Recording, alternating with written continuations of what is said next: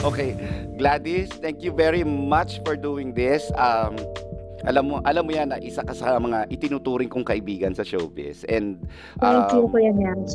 kung ano yung pagkakakilala ng mga tao sa iyo on cam, eh ibang-iba naman talaga yung pagkakakilala namin sa iyo off cam.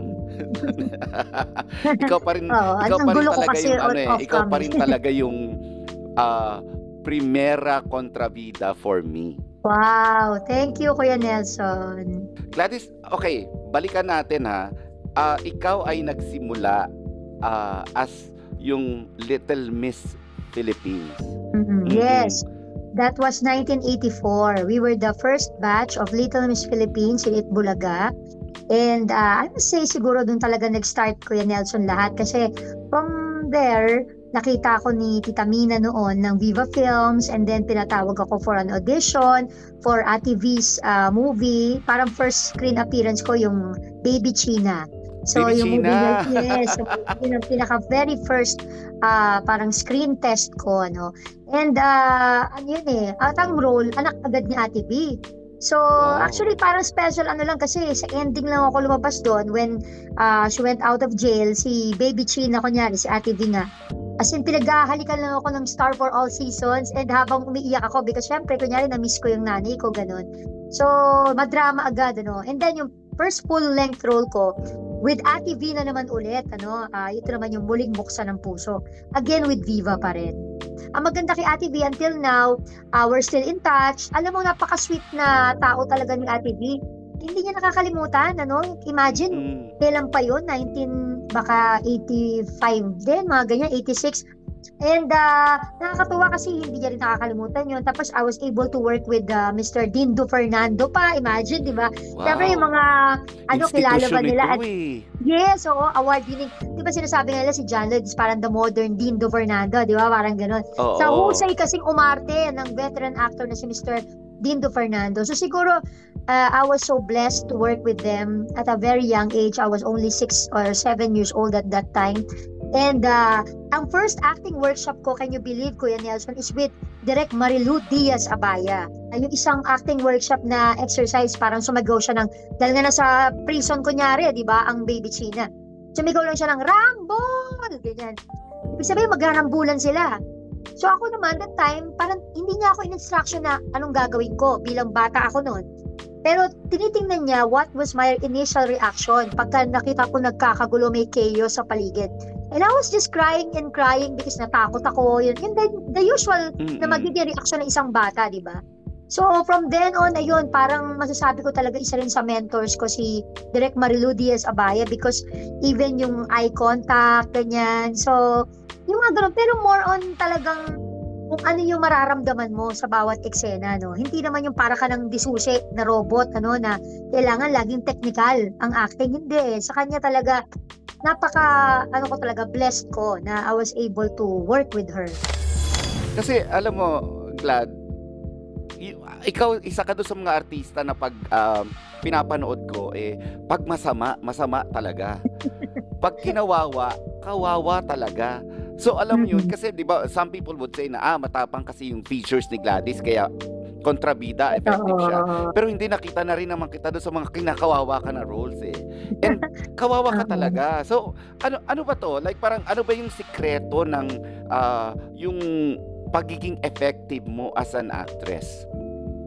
Hindi, I think wala naman sikreto, Kuya Nelson, pero kasi gustong-gusto ko talaga yung ginagawa ko. Alam mo yun, bata Mhm. pa ako, I would say na this is my passion eh. Bata pa ako, imagine, hindi pa ako sumasali sa Little Miss Philippines. Kinder ako noon pag bang talent portion na ginagawa ko sa school, sisa. Imagine, I would play sisa. Diba? Yung iba nga, sisa, gano'n. So, imagine, bata ako, pero ako si Sisa. Yung Crispin, Basilio, hinahanap ko yung mga anak ko. Acting na kaagad. So, hindi ako masyadong dancer, no? Hindi ako masyadong singer. I'm more of an actress talaga. Gusto ko yung nag-role play. Gusto ko yung umaarte sa harap ng salamin. Nung bata ako, nire-record ko yung sarili kong boses. Nag-iiba-iba ako ng voices. Minsan matanda ako, minsan bata ako. That leads me to the next question. If nandun ka sa ano kasi, nandun ka sa generation or nandun ka sa era na hindi ma-differentiate ng viewers yung ginagawa mo in front of the camera at saka kung sino ka as a person. Kaya, Mm. 'di ba, I'm sure pag nagpupunta ka sa public places, sa mga malls, sa Yes. sa palengke, baka may nangaaway sa iyo. Oo, lalo na nga noon, nung wala pang social media. Kasi, Ngayon hindi na masyado, 'di ba? ngayon, napaka, Alam na nila. Tsaka kasi talaga namang when I go out, meron akong parang aware ako na, habang hanggang ngayon, lalo na ako kasi, pagka yung poker face lang, yung hindi ko naman sinasadya, no, na parang ang taray-taray talaga ng mukha ko, no? So, mapapagkamalan talaga ako, lalo na kung hindi ako mag-e-effort na magsismile at mag-acknowledge sa kanila.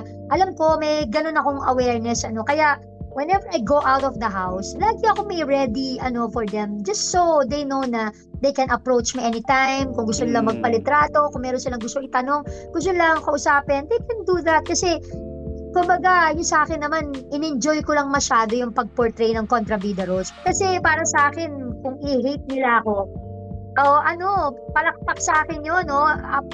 Applause sa akin yun. Yung mas galit sila sa akin, mas okay. Kasi it only proves na, baka epektibo ako sa kanila, di ba? Effective, ibig sabihin siguro yung ginagawa ko. Gladys, alam mo, you are very effective as, yung mga roles na ginagampanan mo. Ito ba, nadadala mo ba ito sa bahay? Minsan. Totoo? Hindi nga, totoo? Pag tinanong mo yung mga anak ko, minsan. Siyempre, ito siyempre, I'm trying my best, to be there kapag yung kailangan, siyempre, lalo na sa mga Mm. panahong kailangan nila kami, lalo na yung support, di ba? Kahit gaano ka busy, basta pagdating sa kanila, parang kaya mong bitawan lahat di ba? Kasi lalo na kung Mm. kailangan na nandun ka. Pero sa mga panahon naman na kailangan din silang disiplinahin, 'di ba? Na Mm. just so hindi nila maramdaman na masyadong entitled, yung gano'n, yung kasi kailangan yung tamang-tama lang yung timpla and they got to experience also yung mga humbling experiences, 'di ba? Like katulad nga niyan, si Christoph, sinabi namin sa kanya, you have to know how to commute also, 'di ba? Now that he's in UP. So, nakakatuwa naman kasi Alam mo, alam ang niya. galing kasi Oo, alam niya kasi lang gawin. I'm sure kung iba-iba yan, like parang syempre, hindi ako si Gladys Reyes. Ang dami ko ng ano no, ang dami ko ng ipon no. Hindi, bibigyan ko ng ganito yung anak ko. Kung pwede nga, bili ko ng Hindi. ganun yan Mm. Pero ang ganda ng Hindi kasi pagpapalaki mo. hindi puwedeng not just me actually, it's Christopher naman, Yes. pina-practice niya rin yung delayed gratification, So, Mm-mm. parang sa kanya, there's always a perfect timing for that. Halimbawa, kung may hinihiling man yung mga anak namin na tingin naman namin siyempre deserving sila, 'di ba?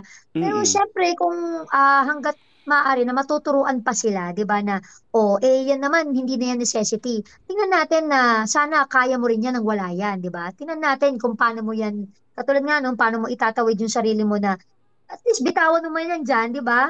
Mm-mm. Street smart pa rin, hindi yung hindi niya na alam kung anong gagawin niya kasi sheltered masyado, 'di ba? Sa inyo ni Christopher, sino ang good cop, bad cop? Basta siyempre ako yung bad cop kasi ako yung nagagalit. Siyempre naman si Christopher ganyan Minsan hindi kami not at all times, parang yung Sundo mag-uusap muna kami na kayo. kung pag nagpaalam huwag mong papayagan kasi hindi ko papayagan, dapat isa lang tayo. Madalas kami nakukot sa ganon. Madalas, halimbawa, si Oo. Akisha. Si Akisha, siyempre, only girl. So, daddy's girl din yan. Naku, alam niyang si Christopher, hindi makahindi. So, didiretso yan kagad kay Christopher. Nakapagpaalam na kay Christopher bago pa nagsabi sa akin. So, may guilty rin kami dyan, na minsan, hindi naman maiiwasan na lagi kaming, 'di ba, in unison ni Christopher sa namin sa decisions namin. Pero at the end of the day, lagi nga namin sinasabi sa mga anak namin, dapat na-appreciate pa rin nila yung little things, simple things, 'di ba? Ang hirap ng malalim na yung kaligayahan. O, As totoo simple yun. as kung magbabakasyon kami kahit na hindi sa ibang bansa, As simple as kahit na hindi ganun kaganda yung lugar, pero Oo. nagkataong sama-sama kami, dapat na-appreciate nila yun. Dapat they give Mm. time, di ba? Alam mo, nasa ano yan eh, nasa tamang intindi sa mga bata. Kasi I'm sure, karamihan kasi, ay, sabi ko nga sa'yo, di ba, hindi ko nilalahat because I've seen a lot of yung mga Gen Z na sobra nilang hinahanap yan. Like parang, alam mo yung parang, ay mag-staycation kami, magpunta lang kami dito sa hotel na to na kahit hindi five-star Mm. hotel yun eh. Talagang Mm. gusto nila, alam mo yung walo sa pamilya, talagang sama-sama sila. Pwede naman silang kumuha ng dalawa, tatlong kwarto, pero hindi gusto nila, sama-sama sila. Yung, meron din naman mga, di ba, may mga kabataan na, yung hanggat maaari, ayokong kasama ang parents ko eh. Ako naman, Kuya Nelson, on the contrary, okay sa akin na nandyan yung mga kaibigan or kaklase nila na nagiging Mm-mm. friends. Minsan nga, sinama pa namin, birthday ni Acacia, no? Binigyan ko rin sila ng room, ganyan. Pero Mm-mm. syempre, nandun ako to supervise them, di ba? Tsaka hiwalay pa Oo. rin yung girls' room, iba yung boys' room. Tapos andun lang Mm-mm. yung room namin sa tabi nila. Yung ganun ba, di ba? Mm-mm. At least, Mm-mm. they get to, spend the time with their friends also, di ba? Mm-mm. Pwedeng alisin sa kanila yun eh. Kesa Tsaka yung yung isikreto sa'yo, no? Oo, yun lang naman yung hinihiling ko sa kanila eh, na please introduce us your friends, 'di ba? We have to be aware saan, kumbaga yung saan mo sila na-meet, saan yung kaibigan mo, or the list is, kung aalis ka, dapat alam namin kung saan ka, 'di ba? Iba na ang panahon ngayon, napakahirap. So, at least man lang alam namin kung saan ka namin hahanapin, 'di ba? Or Yung alam mo, hindi. yung generation before us kasi, ano na sila eh, sarado na. Like parang Hmm. hindi pa nila tinatanong kung sino yung kaibigan mo. Oh, wag mong samahan yan ha. Wag ka sasama Ah, dyan. May ganun agad. Oo, hindi, wag naman, oo, kasi kumbaga parang gina-judge na, no, yung gano'n. Eh, sa akin naman, ah, siguro isa sa ano, ng mga totoo naman din yung kasabihan na, "Papunta ka pa lang anak, pabalik na kami." 'Di ba? May mga parental instinct din naman na, "Oh, I know one when I see one." 'Di ba? Parang gano'n. Yung 'pag Mm, may nakita ka, medyo alam mo na ring basahin more or less, eh, 'di ba, yung tao. mm. Dahil nga sa experience natin sa buhay, more Oh, or less pero alam na kasi natin ngayon kung kasi paano ang bumasa. generation katulad you as a mom, 'di ba? Hindi ka kagad sarado eh. Na parang Mm. ito yung tingin ko sa kaibigan mo. Prove me Mm. wrong. Mm. Bibigyan mo pa ng Mm. chance eh. Mm. Unlike Mm. before, hindi. Sarado. Hindi ka lalabas Mm. ng bahay pag yan ang kasama mo. Mm. May Oo, hindi, ganun. oo, hindi kaagad pwede yung wag, 'di ba? Tsaka kasi sa akin malaking bagay, Kuya Nelson, yung ano, yung respect, yung bumabate, 'di ba? As simple as good morning po, good evening, or 'di ba, hi po, ganyan. Walang problema kahit di na bumeso, okay lang eh. Pero yung ina-acknowledge ka naman, 'di ba, as a parent, hindi yung nandiyan na ako't lahat-lahat, hindi pa dinadaan-daanan lang ako. Ay naku, lumalabas ang pagkaklara ko pag ay sinasabi kong straight sa mga Ako anak ang ko, "You know original what, Clara, wait please." lang. Hindi, tsaka sabihin ko talaga, "Please tell your friend, ha." Sabi ko, parang gano'n. Kasi minsan ba, 'di ba, hindi mo Hmm. maiwasan ang mga bata ngayon, hindi dahil sa, 'di ba, ayaw naman natin sabihin na wala agad manners o walang respeto. Pero minsan, alam mo 'yun, nahihiya sila, 'di ba, na baka mapahiya sila 'pag nag-hi sila, hindi sila i-acknowledge back. Pero sa akin, hindi ba mas nakakahiya yung nagpunta ka sa bahay nung kaklase mo, yung magulang nandun, hindi mo man lang binate, 'di ba mas nakakahiya yun? 'Di ba? Dumalaw ka dun eh, dumayo ka dun. Aba, you have to show respect. Sa akin, as simple as that. Hello po, as simple as hello is okay, 'di Hmm. ba? I-acknowledge mo lang. You just have to remind them. Kasi eventually magiging magulang din sila, 'di ba? Tayo nga, 'di ba, number one nga daw hospitable, 'di ba, sa buong Mm. mundo. Halos ang mga Pilipino, even na pinakamaalaga, 'di ba? At kahit sa mga kasambahay, pinakamalinis sa bahay, 'di ba? Pinaka ano. Hmm. Kaya, well, pero sa akin basic 'yun. Kaya medyo nate-turn off ako yung pag may mga ganun. Di mo maiwasan, may Mm. mga batang ganyan eh. And I think naman hindi nila sinasadya yun, ano. Pero sa atin, ganun ang dating. Kaya lagi ko sinasabi yun sa mga anak ko, when you go to your classmate's house or ano, the first thing you would do is acknowledge the parents, di ba?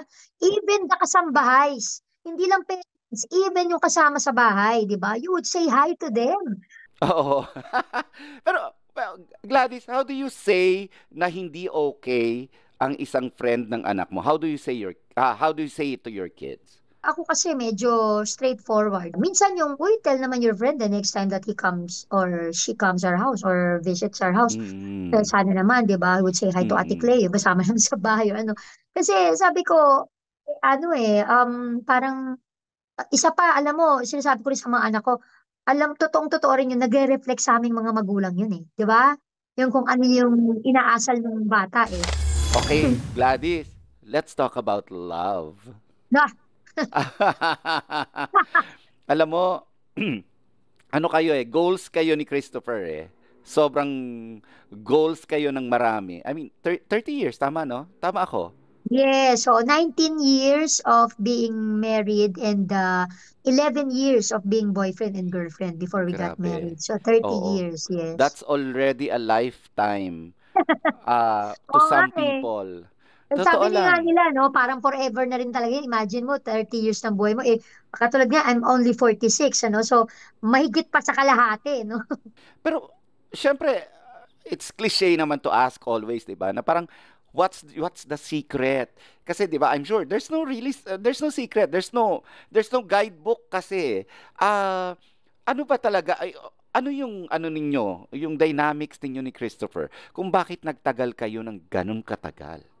Tama ka, Kuya Nelson, wala namang handbook talaga dyan eh, di ba? Kasi Mm. case to case basis eh. Pwedeng Oo. nag-work sa'yo, hindi nag-work sa amin, di ba? Oo, Iba yung nag-work oo. sa amin. Well, pero I always say, tingin ko, yung tatlong basic na, kumbaga, sangkap, ano, na nado-dominate dun sa relationship namin is yung lagi ko sinasabi, prayers, of course, yung faith namin is a big, big factor, no? Because, alam mo yung iba yung may takot, di ba? May takot ka na masira yung family, na masira yung relationship. Kasabay nun, di ba? Syempre, yung respect mo to each other, di ba? So sa akin, prayers, patience, tons of patience kasi talagang darating yung talagang maiinis ka talaga to the point na parang pag-give up ka, di ba? Pero bigla mo may isip, oh, you go back to number one, yung faith at saka yung prayers. Oh, bigla mo maalala, hindi naman, hindi option dapat ang hiwalayan. Never magiging option yon. And then partnership. Sabi ko nga parang negosyo din ang pagiging So, when you enter the buying. relationship, meron na kayo kagad na hindi option ang hiwalay. Kahit anong mangyari, pag-uusapan natin to. Because we're partners. Kasi first boyfriend ko si Christopher, di ba? And eventually he Mm. became my husband na rin. So ako yung medyo kasi parang lahat, inisip ko, ang tolerance ko, tingin ko, okay ako na, sige, kahit mabarkada siya, maraming kaibigan yan. Mm. Pero yung siguro, hindi ko lang talaga kayang i-tolerate sa lahat, ano, is yung syempre infidelity, 'di ba? Yun talagang hindi ko talaga kayang ma-tolerate kahit na mag-boyfriend kami. Kaya I always tell him na kasi parang kawalang respeto na rin yun sa pagkababae ko. Alam mo yon yung kapag ginawa niya yun. Kaya well, hindi naman perfect din ako or si Christopher, hindi perfect yung relationship. Pero siguro, pinagpapasalamat ko rin na hindi gumive up si Christopher. Kasi sinasabi naman niya nung mag-boyfriend kami, talagang mas mataas yung pride ko. Alam mo, may mga pride akong tao. Kasi syempre, ang yabang ko, feeling ko, ay, first boyfriend kita, di ba? Ganyan. Mm. Kaya lang, syempre, inaano naman ni Christopher, wala naman daw siya ibang nakikita na talagang makakasama niya. Kaya rin siguro nag-decide na siya na talagang, let's get married, no? Kasi, imagine, Mm. tagal naming mag-boyfriend. Parang, imagine mo pa bang ang sarili mo pag gising mo isang umaga after 11 years, oy, wala na, hindi na pala kami. So, ano ba, kung may ibang darating, di ba? Parang hindi ka na rin sanay. Hindi lang din yun dahil nasanay ka lang, di ba? Dapat Mm. din nandun lagi yung ano, yung, Love. kumbaga, yung fire. Oo, at saka yung Oo, yung fire, di ba? Hindi love, dapat respect, yung nawawala. fire. Oo. Kasi sa akin, napakalaking factor yung faith namin. No? Napakalaking Mm. factor yun. When Christopher, ano siya, nag-convert siya to, di ba, I'm a member of Iglesia ni Cristo, ganyan. Hindi ko siya finorce or whatever, pero I just told him, mag-attend siya ng doctrine, na makinig siya ng Mm. doctrine. Mm. And then from then on, inintindi niya, ganyan, and siya mismo, kusa siya, no, na, ah, pa-member. Pero hindi dahil sa pinilit siya, ganyan. Pero of course, sa umpisa naman, magsa-start yun dun sa, ano na, listen to our doctrine first, yung ganyan. And then, at the end, tsaka ka ngayon mag-decide, di ba? Pero kasi talagang, So, totoo naman talaga, 'di ba? Ang hirap talaga nung magsama yung magkaiba yung paniniwala, 'di ba? So, thank God, may tinatawag kasi kaming panata, ano, Kuya Mm. Nelson. Parang, yun, Mm. regular prayer, ano, Mm. na Mm. pinag-pray ko rin yan, syempre, kasi, ewan ko, too good to be true, pero nung magkakilala kami ni Christopher, magkasama kami sa teleserye for 5 years, I knew already that time, nung nanliligaw pa lang yata siya or ano, alam ko na ito yung gusto kong makasama as Hmm. as a as a partner in life, parang gano'n, na Oo. makasama panghabang buhay, ano, o bilang magiging ano, katuwang ko sa buhay. I knew already. Hindi ko alam kung paano nangyari yun, ano. Sabi ko nga, bihirang-bihira yun eh, na you know already, 'di ba? You knew already from the very start. So it was a sign na pag voluntarily mag-listen siya sa doctrine nyo, ito na yon. Yes, o tsaka ano eh, sa akin kasi, siyempre, unang-una na doon, yung father ko, he won't allow it, di ba? Whatever Mm. happens, na, kumbaga, siyempre, alam naman natin kung gaano kahirap yon, di ba? Eh, di ba, minsan, ang dating is, napasubo ka na, di ba? Mm. Mas mahirap Mm. ng umatras, mas mahirap ng, kumbaga, makipag-break kasi napasubo ka na. Kaya dapat from the very start, di ba? Hanggat maaari na kontrolado niyo pa yung sitwasyon, 'di ba? Wala namang imposible sa prayers. Awa naman ng Diyos, Kuya Nelson. I am just so grateful ulit ano sa Panginoon na halos lahat yata ng mga pinag-pray ko, alam mo 'yon, sinagot niya. 'Di ba? Sabi ko nga literal. Literal, Kuya, mula sa mga anak ko, gender ng mga anak ko, yan ano ako eh, definite ako pag nananalangin eh. Hanggang sa nung nanalo ako sa APAG, 'di ba? Sa MMFF. Actually, it's one of my answered prayers because I haven't done movies for what? Almost a decade. 'Di ba na Tapos hindi ako bigla ka nanalo pumapasok. sa APAG. Yeah, at dalawa pa yung entry ko, 'di ba, sa Summer Oo. MMFF, yung Here Comes the Groom and Apag. And then, ang sabi ko lang sa prayer ko, sana po makagawa ulit ako ng proyekto na kung saan may papakita ko ulit yung talento ko. Siguro isa yun Mm. sa mga roles ko, ya, Nelson, na sabi mo nga, pag inaapi, inaapi talaga. Oo. And nung time na yun, talagang no makeup look, deglamorize ka, Mm. namatayan ka ng Mm. asawa, ang role mo, ganyan. And it was with Direk Brillante Mendoza pa, di ba?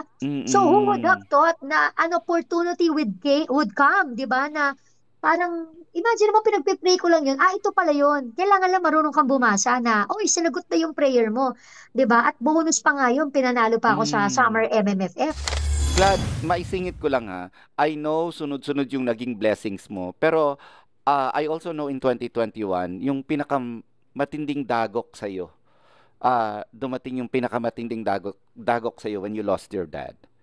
Yes, that's correct, Kuya. How did you take that?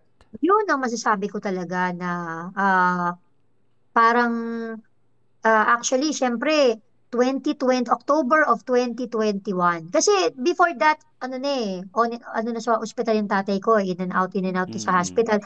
Pero humawak pa rin ako dun sa pag-asa na hindi, baka makarecover pa. It all Mm. started na, syempre, chest pain siya. 15 years ago na ano na yan eh, or 16 years ago na quadruple bypass na siya.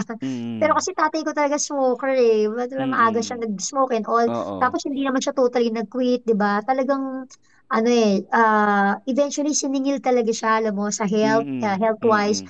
Tapos, no, tapos angioplasty. Akala ko, okay, kasi pero nagulat ako na isa pala sa downside. I think sa case ng father ko, ang nangyari is yung ibang niyang internal organs nadamay, like yung kidney. Oo, yung kidney niya, tumaas ang creatinine, almost buntik ng mag-dialysis pa, ganyan ang taas ng crea niya. Yung ano, lungs niya, sumunod naman.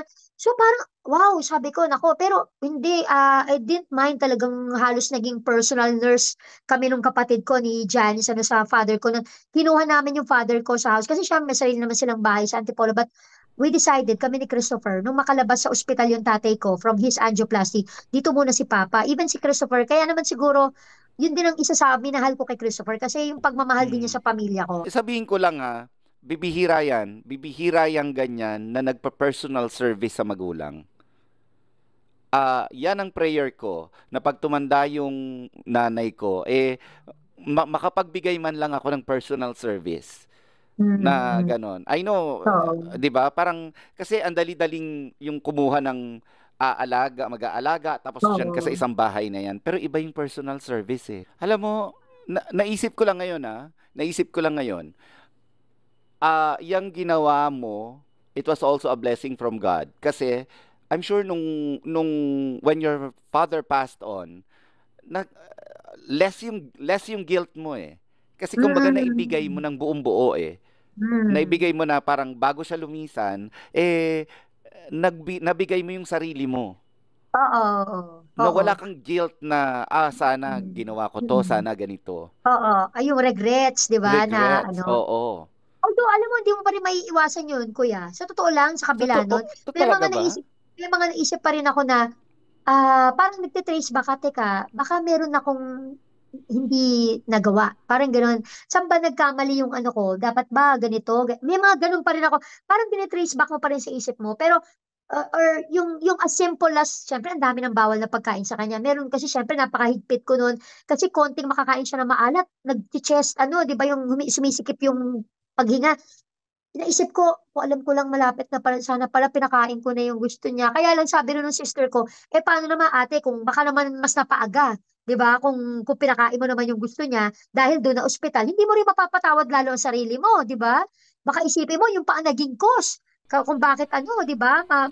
You know, Mawawala siya. Mas I lalo remember, kang Glada, magiging, there was yung before my dad passed on years ago, oo. nagkaroon kasi kami ng time na maging close ulit. We were not close when I was growing up. Tapos parang a year or so before he died, for some reason naging close kami ulit. Like parang lumalabas kami twice a week, every weekend Wow, lumalabas oo. kami. And ano na Sige. siya noon, na ospital na siya noon, pero gumaling siya. Mm. At tatandaan ko noon, kasi naalala ko lang dahil sa sinabi mo eh. Meron siyang mga gustong kainin pag makain kami sa restaurant. Tapos parang sabi niya, naku, bawal sa akin yan eh. Sabi ko, alam mo, life is short. Sabi ko, tumikim ka man. Tumikim ka kasi mamaya, 'di ba? Hindi natin alam, 'di ba? O parang baka ano, alam mo yung kinukonsinti ko siya kahit anong gusto niyang ano. And somehow, I know in my heart, kasi alam mo mga 3, 4 months biglaan siya nawala. Ah, Pero nag-lessen yung regret ko because of that. yes. Because yung Oo. parang pag may naisip siyang bilhin na parang gusto kong bilhin yan, kaya lang mahal. Hindi, sabi ko, bilhin natin yan. Sabi ko, bakit ba ako nagtatrabaho 7 days a week? Bilhin natin yan. Sabi niya, Mm. talaga ba? Sige, sige, bilhin. Tapos yun nga, yung sa pagkain, sa lahat. Oo. So parang ang feeling ko, it was one gift from God na ibinigay sa akin para ba to yung kasi 'di ba syempre kung hindi nangyari yon, grabe ang regret mo Oo, oo. kung Ako nga, kung nawala siya. ako yun yung simple ano ko, regret ko na dapat pala ano, sabi ko yung ganun din sister ko, pero pag naisip lang namin na, paano kung dahil dun, tapos na ospital, di ba? Hindi mo rin mapapatawad yung sarili mo. Oo, hindi mo rin mapapatawad yung sarili mo na, dapat pala mas naging firm ako. Baka ganun naman yung naging ano, mentality mo. Tsaka yung naalala ko noon, before he passed away, gusto mag-drive. Kasi talagang Mm. papa ko, sinasamahan ako niya sa mga taping dati and all. Mm. Nung pinatigil ko na siya mag-work because of his heart condition. Pero ang galing mag-drive niyan eh. Kasi talaga nagdi-deliver yun door to door dati. Ano? Tapos Mm. parang nasabihan ko pa nga ata siya kasi syempre nagsabi yung pinsan ko na naiba daw yung parking ng van. So ibig sabihin, matigas yung ulo, nagdilabas yung... Oo, Ang point naman nilalabas pa namin, rin. paano kung sa gitna, sumakit yung dibdib mo, di ba? Mm. O baka naman, wala kami, nasa taping kami. So, Mm. syempre, yun naman yung concern namin. Pero, yun nga, yun yung mga simple regrets. Pero somehow, ganun talaga eh. Hahanap ka rin talaga ng, siguro, hindi mo rin talaga, hindi ganun kabilis na ma-accept mo, di ba? Na minsan Mm. nahanap ka rin na what went wrong? Ano ba yung medyo Mm. meron ba akong di nagawa, ganyan. Siguro sa mga nakikinig din sa atin, di ba, ng mga anak, ganyan. Ako, ang swerte nyo, lalo na kung nandiyan ang mama at daddy nyo o nanay at tatay nyo, di ba, mama at papa nyo. Kaya nga, kung meron kayong means to spoil them, di ba? Kapit gawin nyo na. Oo, tama ka, Kuya Nelson. Life is unpredictable sa totoo lang. It's not just short, but unpredictable, di ba? You don't know what's gonna happen. Ikaw ba meron kang message dun sa mga taong dumadaan din sa ganyan ngayon?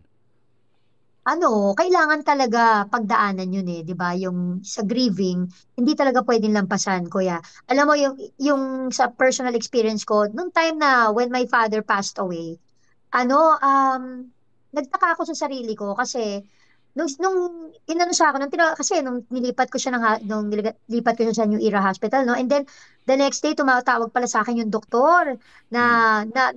na coma na daw at 7 a.m. Para bang cue sa akin yon. Sabi ko, okay, sige po, pupunta na kami dyan. And then, alam mo, hinalungkat ko yung mga insurance niya and all. Para bang pinrepara na ako ng tatay ko, parang gano'n, na hindi ako nag-hysterical, hindi ako nag-ano. So, I was very composed, I was very parang organized, ano. So, sinabi ko, nanay ko, o pasabihan, pero wag niyo muna sabihin ano talaga yung kondisyon, pupuntahan natin si Papa, kasi ang nanay ko ang iniintindi ko, no. And then, pagdating doon, ganyan, everything's so organized. Yung mga tumulong sa amin, especially yung mga kapatid namin, ano, sa iglesia, naging maayos lahat, mula burol hanggang inilibing. That time, I was doing Pepito Manaloto. Nakakapagpatawa ko, Hindi, despite, yun na nga ang ano, tatanungin ko, kinaya mo na habang nakaburol yung daddy mo, nakakapag-taping ka pa. ayun na nga, nag-report ako sa taping, kuya, at ng sitcom, ha? Ng comedy, ha? At merong mga eksena na may punchline na sa akin yung punchline. So, I have to do it na parang wala akong pinagdadaanan, di ba? Ang pinakiusap ko lang nun, maaga nila ako ipack up because I have to be there sa last burol ng tatay ko, syempre, lalo na. And then, akala ko okay lang ako, kuya, no? Ganyan, may mga taping ako and all. Alam mo, nung nailibing na lahat-lahat, parang nung minsan naliligo ako, parang doon pa lang yata nag-sink in sa akin lahat. Yes, oo. Kailangan mag-grieve ka talaga. Hindi mo pwede lang pasa yung stage na yon. Kasi ako, Totoo. akala ko, okay din ako. Tapos kasi, sa isip ko, pag busy ka pala, hindi masyado masakit, di ba, Hindi, sa totoo pakiramdam. yun. Pero Pero, sisingilin ka. oo, yung pala, ako naman, na nagisingil sa akin, Kuya Nelson, aside from, nung nag-shower ako, doon ako iyak na iyak na iyak. Pagkatapos nun, one time, yata kami, nag-hotel kami ni Christopher, ganyan, basta nag-staycation din kami. And then may malaki-malaking mirror. Nagsusuklay ako ng buhok. Paghawi ko ng hair ko ganyan, ang laki nung bald spot sa hair ko. Nagka-alopecia Sus, ka? yes, hindi ko alam, wala akong alam. Nalaman ko lang yun dahil sabi ko lang, ganito pa, sabi ko pa sa sister ko at saka kay Jarice saka sa nanay ko, alika nga, magpasalon tayo, kako, para, alam mo na, Mm. para bagong, ganyan, para pamper naman natin sa na, busy tayo sa naging burol, ano. Pero wala pa rin, di pa rin ako nag-grieve sa tatay ko masyado. Pag ano sa akin, pag ano ng hair ko, no, kasi, syempre, iti-treatment ito, sabi sa akin nung hairdresser, um, stress ka ba, ma'am? Sabi sa akin gano'n. Medyo. Kasi syempre namatay yung tatay ko. Kaya pala. Sabi ganun. Kasi yun na nga, pag ganun, paghawi ng hair kong ganyan, ang laki ng alopecia kong ganyan. Nawala akong kaalam-alam na all this time, doon nag-manifest yung lahat ng stress ko pala, yung palang ano ko, no, yung hindi ko inilalabas na iyak, yung hindi ko inilalabas, 'di ba, yung stress ko, nag-manifest sa aking buhok, sa aking ulo. Na alam mo, sa iba, probably, ang manifestation sa kanila, sa health. Di ba? Ako, thank God na lang, nasa buhok lang. Doon ko lang nakita, oh no, pag ganun ko talaga, talagang butas yan. Kaya nagulat ako, ha? Wala akong kaalam-alam, ganun na pala nangyayari sa katawan ko, di ba? Kasi tinatry ko lang pasan yung mong sakit, ano? Mm. Tinatry kong hindi iiyak, hindi i-grieve. Or Hindi hindi pala harapin. pwede. Hindi pwede, Kuya Kailangan Nelson. Hindi harapin mo pwedeng talaga. Totoo yan. lampasan. Oo, Oo. hindi. Kaya yun, sa mga nanonood, okay po yan, iiyak nyo po. Masakit yan, oo. Pero hindi nyo pwedeng Mm. lampasan yan. Kailangan talaga ipagluksa nyo yan na yung pakiramdam na yan, ilabas nyo. Kesa naman mag-manifest po sa health nyo yan o sa ibang bagay, sa ibang pagkakataon. Mas mabubuti na yung tama ka, may proper goodbye ka. Di ba? Mm. Doon sa nangyari. Totoo Okay yun. lang po yan. Oo. You owe it to yourself. Ako, Oh, yun lang ang yes. masasabi ko. You really Oo. owe it to yourself. Kasi hindi pwedeng hindi pwedeng hindi ano na to, parang given na to na na malungkot ako ganyan. Hindi. Yes. Harapin mo siya and mag-grieve ka. Yung give it a proper goodbye. Kasi Tsaka di para ba ang talagang sarap, maano. Kuya Nelson, di ba ang sarap nung after mong umiyak, Oo, biglang feel your gumaan yung feelings. pakiramdam mo, Kumbaga, no? oo, yung kung ano yung kung malungkot yung nararamdaman mo noon, sige, allow yourself to be sad. Pero teka muna, Glad, kamusta na yung alopecia mo? Hindi, okay na. Yan. Matagal na, okay naman na. At the same time, binoost ko ng vitamins na pampagrow ng hair, ganyan. O, talagang ang laki din ng nipis ng hair ko because Probably yung mga, syempre pag nagtitaping tayo, gumagamit tayo ng mga hair products, spray. Alam mo, Gladys, thank you very much for talking about the hard things. I know, mahirap yung balikan yung mga pinag-usapan natin. Oo nga, Ah, naiiyak na ako dito, pinipigilan ko. ako din eh. Pero Sipon na ako kasi naiiyak nga ako ako pag naalala din. ko yung father ko. Oo, pero Oo. Pero thank you, naman yun is, thank you very much. I know, mahirap talaga siya, pero thank you for sharing yung naramdaman mo noong mga panahon na yon. oo Mm. naman, kuya. Let's talk about good na yung other good stuffs naman. Like of course, syempre yung Black Rider andito. Oo. Tell me something about your role sa Black Rider. I'm Madam Sasha Buenaventura, ayan, ang mayora o asawa. Pangalan pa lang, 'di ba? Madam Pala, di ba? Shasha. Ako ang wife ni Zoren Legaspi who plays Mayor Alfonso dito sa Mm. Black Rider. So, kabaliktaran ni Mayor Alfonso, alam mo na, ito kasi yung pagbabalik ko ulit sa pagkokontrabida, Kuya Nelson. After mga siguro matagal na panahon din na hindi ako nagkontrabida. Akala ko nga nung nanalo ka na ng APAG, hindi ka na magkokontrabida eh. Ay, hindi. Siyempre, namimiss ko Ito yun yung first eh. love mo eh. Tsaka, they always look forward to it eh. Ang dami talaga nagre-request din na namimiss ka naming mapanood na nagtataray ulit, ganyan, o nananampal. Nakakatawa nga ito mga kuya Nel. So, pag nakikita nila ako, halimbawa sa labas, alam mo bang, ang dami nag-approach sa akin para lang sabihin na, pwede po magpasampal. Ako naman ang sagot ko naman sa kanila, sigurado ka ba? Alam mo, baka masira yung araw mo. Oo. Baka hindi ka makabalik sa inyo. Baka injured ka pagbalik ko sa inyo. Alam Ganun mo, na lang, pinaka-comedy ko na lang. Kasi ayoko naman minsan pa. Pero minsan talaga, may nag-i-insist. Kasi gusto nila pa-video habang oo. nagtatarayan kami kunyari, ganyan. Tapos, Mm-mm. i-video yung sampalan. Nagbibigyan ko. Pero syempre, hindi ko naman tinotodo. Di ba? Baka mamaya ma-ER. Wait, gaano ba kasama si Madam Shasha? Ayun nga.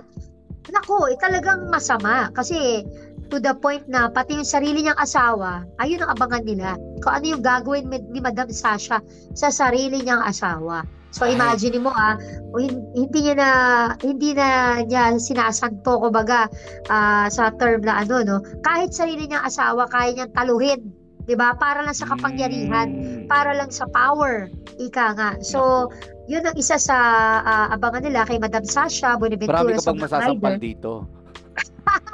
Siyempre, unang-una na nakatikim si Zoren, di ba? Pero, nagloloko nga ako nung press ko namin na, nako, baka magselos na si Carmina dito sa serye namin na to kasi patay na patay yung karakter ni Zoren sa Madam Sasha. Talagang mahal na mahal niya. Di ba? Halos sa sambahin niya si Sasha Buenaventura dito eh. Kaya niloloko ko nga nung una na, sigurado ba kayo ako talaga yung role ni Sasha? Sabi ko kasi talagang grabe yung pag-adore ni Mayor Alfonso or ni Zoren doon sa character nga namin. Pero as always, pagka off-cam, di ba, ang saya lang namin sa set.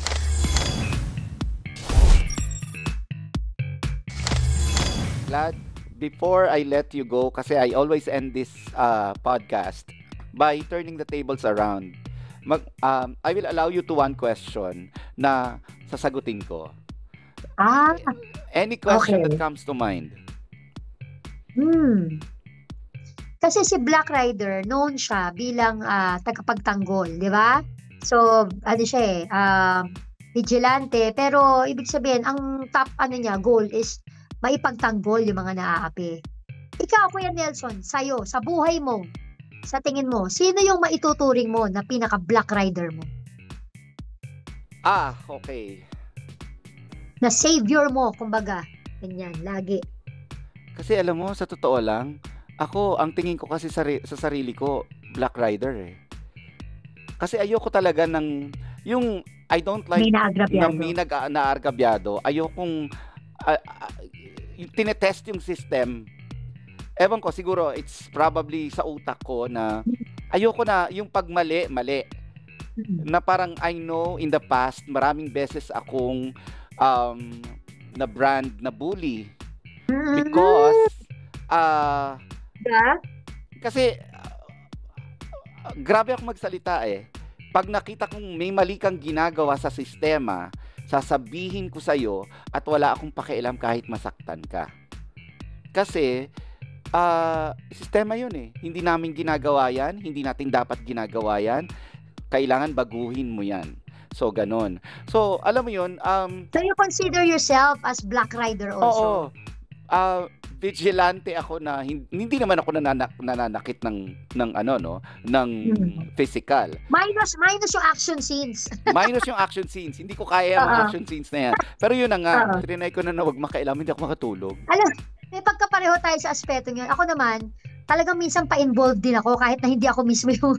Kasi Diba? minsan talaga, pag may ganun kang personality, kasi kaya diba, mo alam ba? nila kontrabida. Kailangan magsasalita at magsasalita ka. As long as alam mo, di ba, na may katwiran ka, na nasa lugar ka.